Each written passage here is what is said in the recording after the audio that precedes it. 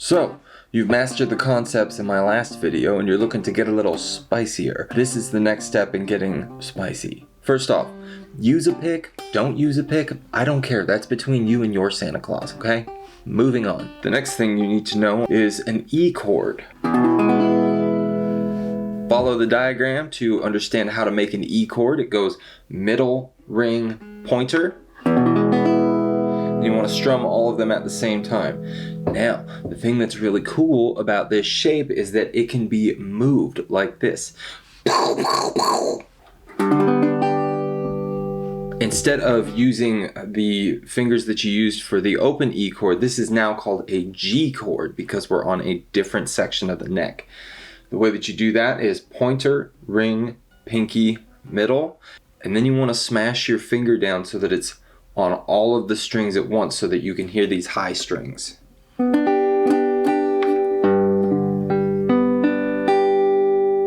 Here's a tip.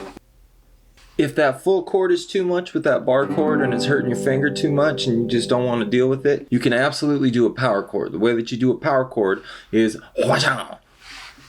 pointer, ring, pinky. Please notice that you cannot hear these bottom strings. Otherwise they kind of sound like dog water.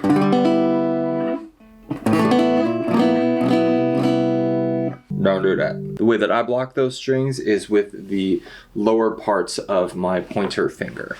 Get that shape down first. Once you get that shape down, move on to the next part. Remember this shape?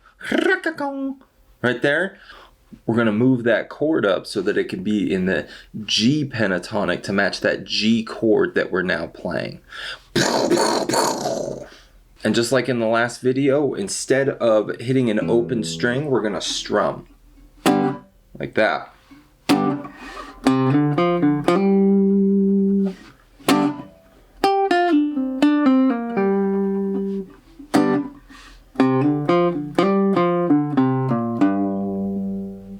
Get that step down first, strumming with a full chord and then landing on a root.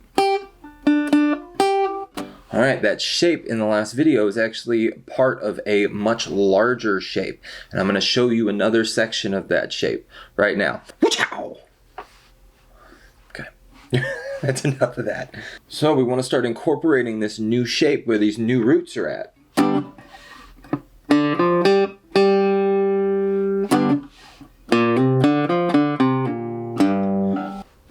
Here's another little tip. It's usually too much to try to remember an entire shape. The quickest way to learn it, I promise you, is to just take it 2 strings at a time. So you have this shape that you're already familiar with. Just incorporate the ones on the fat strings, the 2 fattest strings closest to your face. But to get those down, try the 2 highest ones. Then incorporate the other 2 in the middle.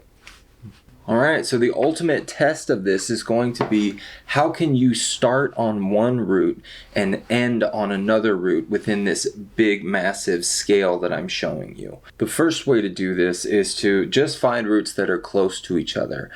Also, it's really important that you understand you do not have to play every single note on the way to the other root. Sometimes you can skip them and it'll sound cool, alright? Right? I skipped this one right here.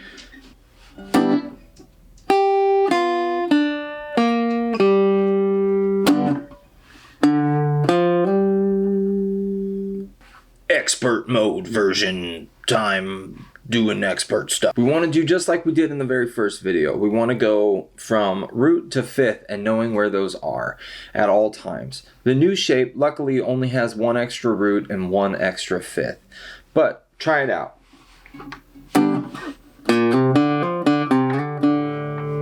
Fifth, root. There was 2 fifths at the same time. Root. Then practice jumping from one next to the other. Start on a root, end on another root.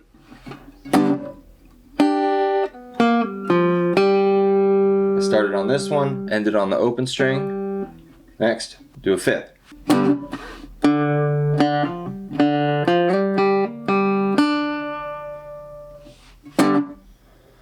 give that a shot. What we're trying to do is just build up an intuitive sense to know where the roots are at all times, depending on which chord you're playing. Practice these concepts and let me know if this was helpful to you or if something's not quite making sense, and I can probably explain it further. Peace!